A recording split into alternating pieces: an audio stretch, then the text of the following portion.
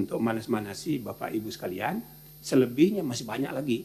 Saya tadi sempat baca-baca, waduh kok saya nggak menyinggung ini soal pilkada. Apakah langsung atau tidak langsung? Menurut saya ini bagian dari proses evaluasi. Biar aja berdebat dulu. Nanti ada saja itu titik temunya. Kalau dari segi hukum, dari segi original intent, itu jelas. Ini dirumuskan kepala daerah ini, gubernur, bupati, wali kota, dipilih secara demokratis. Itu di tahun 2000, perubahan kedua. Ketika itu pemilihan presiden belum dibahas, baru dibahas tahun 2001. Maka dicari kata-kata dipilih secara demokratis. Timbul tanya, kenapa tidak dirumuskan aja dipilih oleh DPRD? Karena ada undang-undang yang sangat ekstrim di zaman Pak Habibie, Undang-Undang 22 tahun 1999 yang merombak cara berpikir yang lama. Dulu di zaman Orde Baru, kepala daerah itu dipilih oleh presiden. DPRD itu hanya mengajukan usulan calon. Nomor 3, nomor 2, sering nomor 3 dipilih. Kayak di Riau nomor 3 yang dipilih. Maka oleh Undang-Undang 22 di stop. Presiden hanya administrasi. Yang menentukan adalah DPRD. Nah pertanyaannya itu 2299. Kenapa tidak dibahas waktu membahas pasal 18? Ya sudah, kepala daerah dipilih oleh DPRD. Tegas begitu.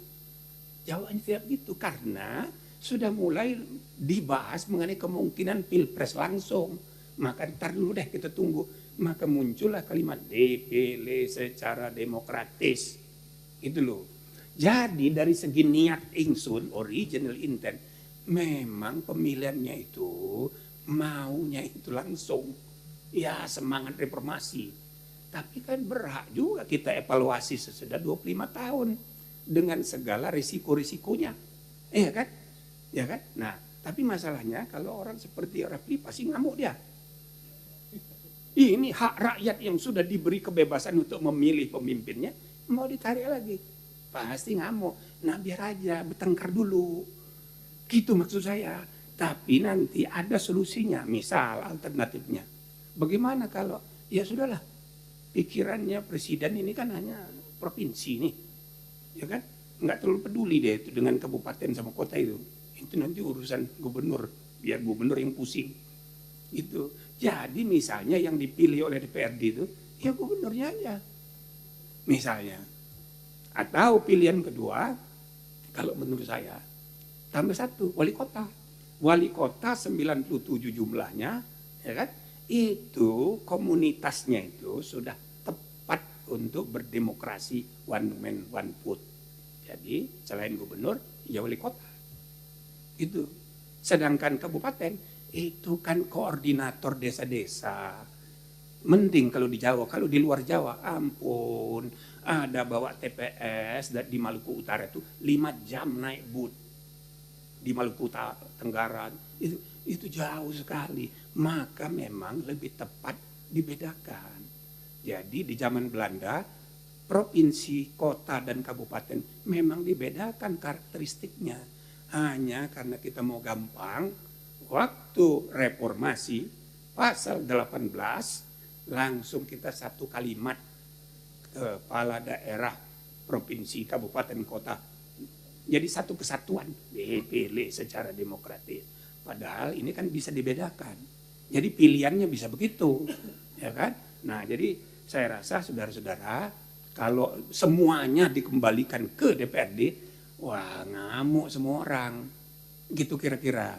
Jadi pilihan-pilihan yang lebih realistis dan dengan metode omnibus, saya rasa mudah-mudahan ya bisa menjadi bahan diskusi. Saya siap kalau diundang lagi sesudah pansus ya, panja.